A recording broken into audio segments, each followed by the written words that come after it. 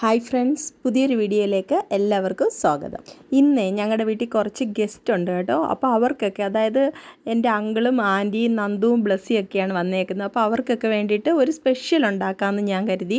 അപ്പം എന്തായാലും നോമ്പ് കാലമൊക്കെ അല്ലേ, ഇറച്ചി മീൻ മുട്ടയൊന്നും വേണ്ട, അല്ലാതെ തന്നെ നമുക്ക് സ്പെഷ്യൽ ഒപ്പിക്കാമെന്ന് പറഞ്ഞിട്ടാണ് ഞാൻ ഇന്നത്തെ കുക്കിങ്ങിലോട്ട് ഏർപ്പെട്ടിരിക്കുന്നത്. അതായത് മഷ്റൂം ബിരിയാണിയാണ് ഞാനിന്ന് കുക്ക് ചെയ്ത് ഇവർക്കൊക്കെ കൊടുത്തത്. എല്ലാവർക്കും ഇഷ്ടപ്പെട്ടിട്ടുണ്ട്, നന്നായിട്ട് ഇഷ്ടപ്പെട്ടിട്ടുണ്ട്, നല്ല അപ്രിസിയേഷൻ കിട്ടിയിട്ടുണ്ട്. എനിക്ക് ഒത്തിരി സന്തോഷമായി കേട്ടോ. കാരണം മറ്റുള്ളവർ നമ്മൾ എന്തൊക്കെ തന്നെ കുക്ക് ചെയ്താലും മറ്റുള്ളവർ അതിനൊരു നല്ല അഭിപ്രായം പറഞ്ഞു കേൾക്കുന്നതല്ലേ നമുക്കൊരു സന്തോഷം എന്ന് പറയുന്നത്.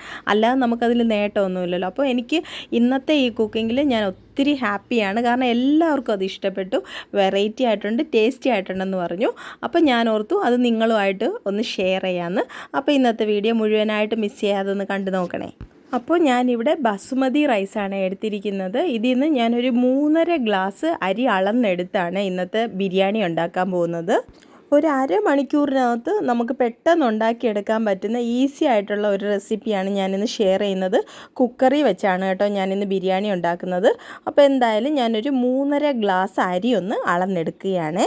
അരി നന്നായിട്ട് കഴുകിയിട്ട് കുറച്ച് നേരം ഇതൊന്ന് കുതിരാനായിട്ട് വെക്കണം. ആ ഒരു സമയം കൊണ്ട് നമുക്ക് ബാക്കി എല്ലാം റെഡിയാക്കിയിട്ട് വരാവുന്നതാണ് കേട്ടോ. മാക്സിമം ഒരു അരമണിക്കൂറിനകത്ത് നമുക്ക് ബാക്കി എല്ലാ പണിയും തീർത്തിട്ട് വരാം.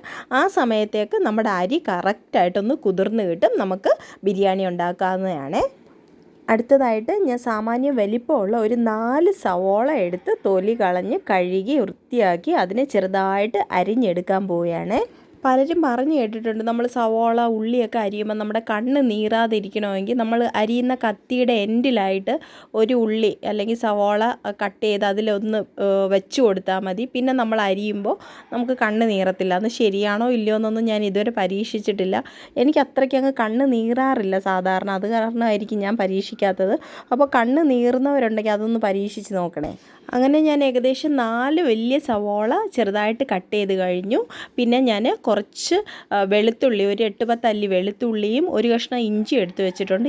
ഈ വെളുത്തുള്ളി നീളത്തിനരിയാം, പിന്നെ നമ്മുടെ ഇഞ്ചി ചെറുതായിട്ട് നമുക്കൊന്ന് അരിഞ്ഞെടുക്കാവേ.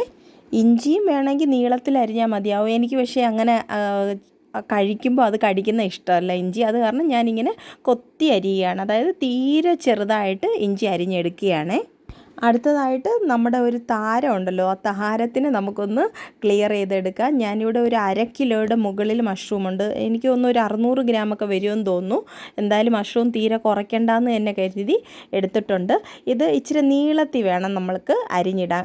ഞാൻ കഴിഞ്ഞ പ്രാവശ്യം മെഴുക്കുവരട്ടി ഉണ്ടാക്കിയല്ലോ, ആ ഒരു സൈസിന്. അപ്പം നമുക്ക് ഇടയ്ക്കിടയ്ക്കൊന്ന് കടിക്കാനൊക്കെ കിട്ടും. പിന്നെ ഞാൻ എൻ്റെ ചാനലിൽ മഷ്റൂം വെച്ച് തന്നെ ഒരു 8-9 റെസിപ്പീസ് ഇട്ടിട്ടുണ്ട്. പക്ഷേ ഇപ്പോഴും മഷ്റൂം വാങ്ങിക്കാൻ വരുന്നവർ ചിലരൊക്കെ ഡൗട്ട് ചോദിക്കാറുണ്ട്, ഈ മഷ്റൂമിൻ്റെ തൊലി കളയണോ, ഇത് കഴുകണോ, ഇതെങ്ങനെയാണ് പ്രിപ്പയർ ചെയ്യേണ്ടത് എന്നൊക്കെ ചോദിക്കാറുണ്ട്.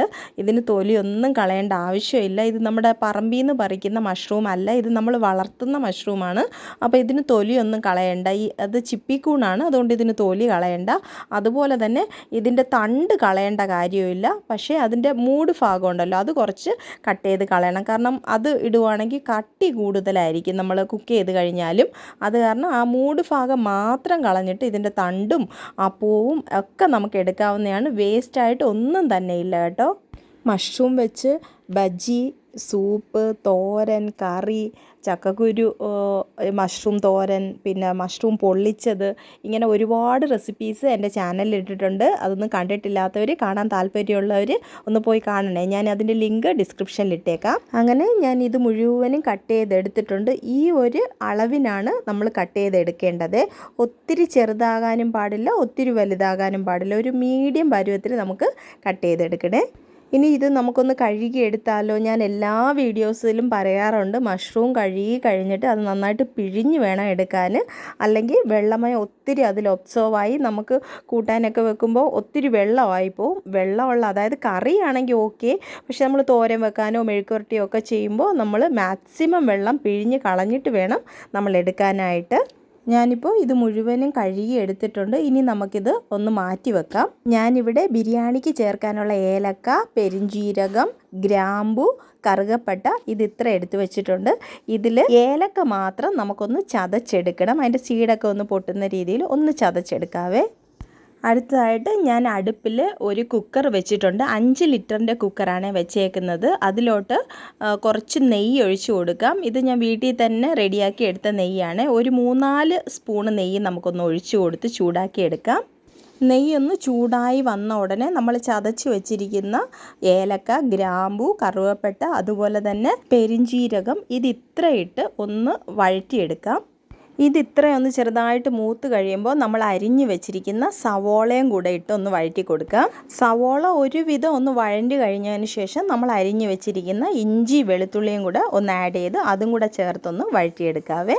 നമ്മുടെ സവോളയൊക്കെ വേഗം വഴണ്ടി കിട്ടാനായിട്ട് കുറച്ച് ഉപ്പ് കൂടെ ഞാനിപ്പോൾ ആഡ് ചെയ്യുകയാണ്. നമുക്ക് പിന്നീട് ആവശ്യത്തിനുള്ള ഉപ്പ് ആഡ് ചെയ്യാം. ഇപ്പോൾ ഇതൊന്ന് വഴണ്ടി കിട്ടാനായിട്ടുള്ള ഉപ്പ് ഞാൻ ആഡ് ചെയ്തേ.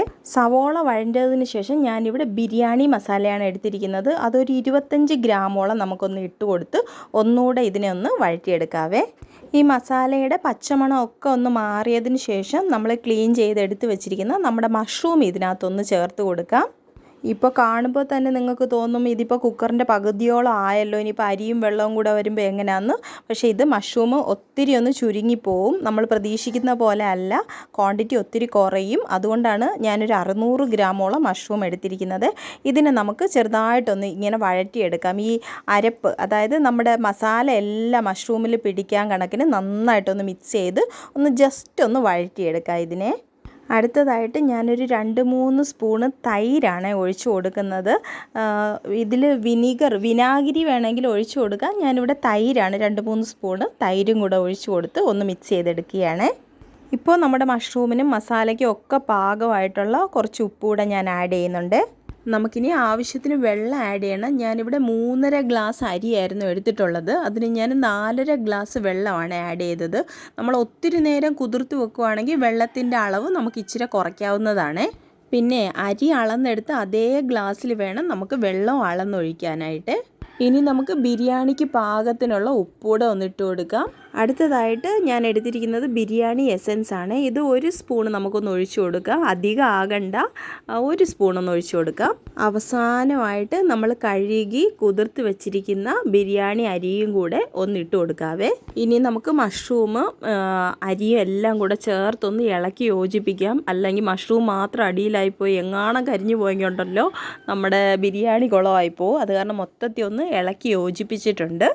ഇനി നമുക്ക് അടച്ചു വെച്ച് ഒരു 2 വിസിൽ കേൾപ്പിച്ചെടുക്കണം കേട്ടോ. അതിൽ കൂടുതലാകാൻ പാടില്ല. കറക്റ്റായിട്ട് നോക്കി നിന്ന് 2 വിസിൽ കേട്ട ഉടനെ നമുക്ക് ഓഫ് ചെയ്ത് വാങ്ങാവുന്നതാണ്. ആ സമയം കൊണ്ട് നമുക്ക് വേറെ കുറച്ച് പരിപാടിയുണ്ട്. ഞാൻ ചീനിച്ചട്ടി ചൂടാക്കാൻ വെച്ചിട്ട് അതിലോട്ട് ശകലം നെയ്യ് ഇട്ട് കൊടുത്തിട്ടുണ്ട്. ഇനി ഞാൻ വാങ്ങിച്ചു വെച്ചിരിക്കുന്ന കുറച്ച് കിസ്മിസും അണ്ടിപ്പരിപ്പും ഒക്കെ ഉണ്ട്. അതൊക്കെ ഒന്ന് നമുക്ക് വറുത്ത് കോരാം. ഇത് വറുത്ത് കോരിയതിൻ്റെ ബാലൻസ് നെയ്യിലോട്ട് കുറച്ചുകൂടെ നെയ്യോ അല്ലെങ്കിൽ ഇച്ചിരിയും കൂടെ എണ്ണയോ ഒഴിച്ച് ചൂടാക്കിയിട്ട് ഞാൻ സ്ലൈസായിട്ട് അരിഞ്ഞു വെച്ചിരിക്കുന്ന ഒരു സവോളയുണ്ട്. തീരെ കനം കുറഞ്ഞു വേണം നമ്മൾ ഇത് അരിയാനായിട്ട്. ഇതും കൂടെ നമുക്കൊന്ന് വറുത്ത് കോരേണ്ടതായിട്ടുണ്ട്.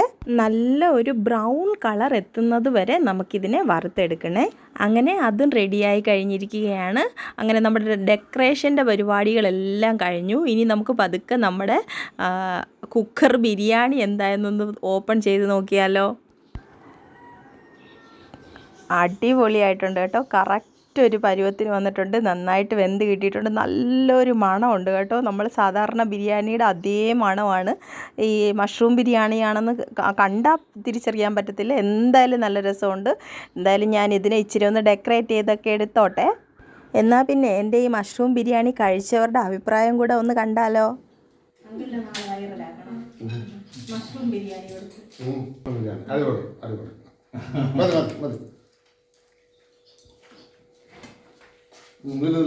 ഞാൻ നോക്കാം.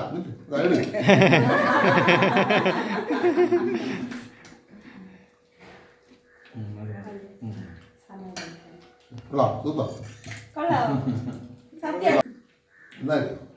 അടിപൊളി.